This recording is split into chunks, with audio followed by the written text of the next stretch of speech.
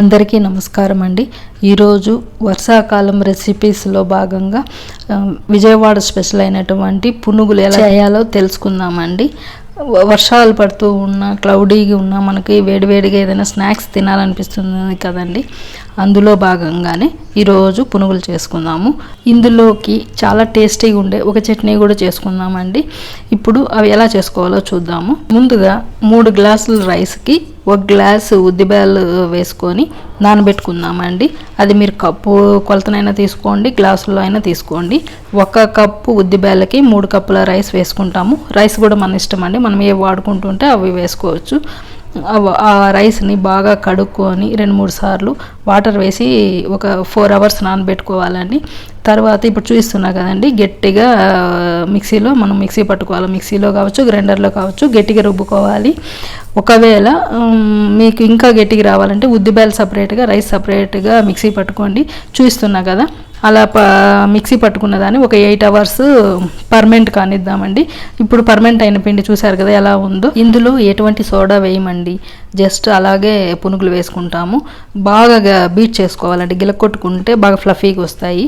ఇప్పుడు దీన్ని పక్కన పెట్టి చట్నీ చేసుకుందామండి. చట్నీకి కావాల్సిన పదార్థాలు ఏంటో చూద్దాము.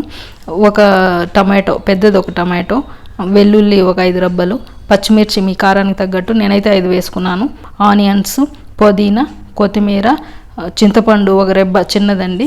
తర్వాత పల్లీలు ముందే వేయించుకున్నాం కాబట్టి అవి పక్కన పెట్టుకొని మిగిలినవన్నీ వేయించుకుందామండి.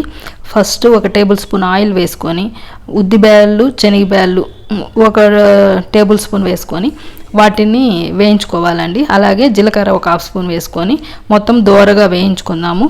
అవి కాసేపు వేగిన తర్వాత అందులోనే పచ్చిమిర్చి వేసి అవి కూడా వేయించుకుందాము. అవి కాస్త వేగిన తర్వాత ఆనియన్స్ తీసుకొని అవి కూడా వేసుకొని అవి కూడా వేయించుకుందాము.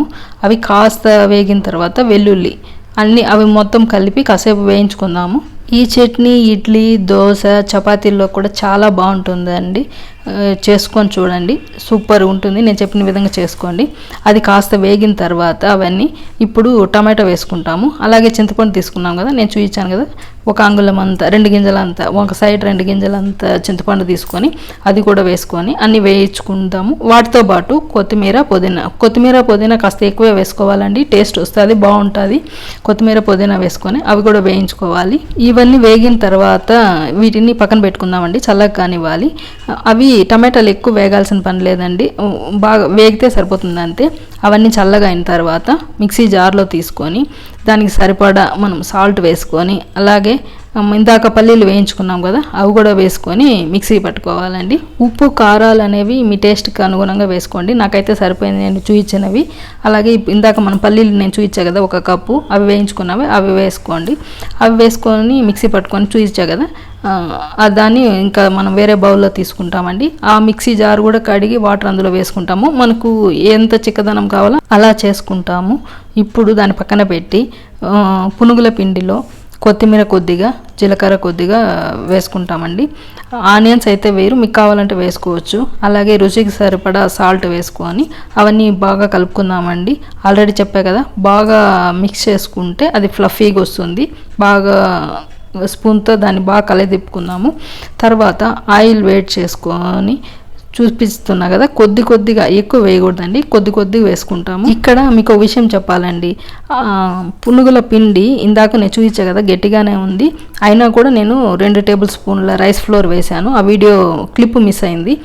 మీరు కూడా ఖచ్చితంగా మన బజ్జీల పిండి ఎలా ఉంటుందో అలా చేసుకోవాలి. ఇప్పుడు చూపిస్తున్నా కదా, అంత గట్టిగా ఉండాలండి, లేకపోతే ఆయిల్ పీల్చేస్తుందండి. ఇంకొక విషయం ఏంటంటే, పునుగుల పిండిలో ఎప్పుడు రైస్ ఫ్లోరే కలుపుకోండి, మైదా పిండి వద్దు, ఆ టేస్ట్ డిఫరెంట్గా ఉంటుంది. కాబట్టి రైస్ ఫ్లోరే కలుపుకోండి, సూపర్ టేస్టీగా ఉంటుంది. ఇప్పుడు చూపిస్తున్నా కదా, అలా మనము ముందే నేను వేసి చూసా చూడండి, కొద్దిగా వేసి చూస్తే మనకు అప్పుడే తెలుస్తుంది ఎలా వస్తున్నాయని. కానీ కొంచెము అది పిండి నీళ్ళగున్నా మనకు ఆయిల్ అంతా పీల్చేస్తుందండి. షేప్ వస్తుంది, బాగుంటాయి టేస్ట్, కాకపోతే ఆయిల్ ఎక్కువ పీలుస్తుంది. మనకు కరెక్ట్గా ఉండాలి అంటే ఈ బజ్జీల పిండిలాగా కలుపుకోండి. చూపిస్తున్నా కదా అలా రావాలండి. ఆయిల్ ఏం పీల్చుకోదు, బాగుంటుందండి, టేస్ట్ కూడా సూపర్ ఉంటుంది. మైదా పిండి, గోధుమ పిండి కలపొద్దండి, రైస్ ఫ్లోరే 2 టేబుల్ స్పూన్ కలుపుకోండి. చూయించిన విధంగా అటు ఇటు కదుపుకుంటూ వేయించుకోవాలండి. అవన్నీ వేగిపోయాయి. ఇప్పుడు చూపిస్తున్నా చూడండి, పైన క్రిస్పీగా లోపల సాఫ్ట్గా ఎంత బాగున్నాయో. ఆయిల్ కూడా ఎక్కడ పీల్చలేదు. అలా ఇందాక మనం చేసుకున్న చట్నీని వేసుకొని తీసుకుంటే సూపర్ ఉంటుందండి. మీరు చేసుకొని తిని కామెంట్ చేస్తారని ఆశిస్తున్నాను. ఈ వీడియో కనుక నచ్చినట్లయితే లైక్ చేయండి, షేర్ చేయండి, సబ్స్క్రైబ్ చేసుకోండి. Thank you so much.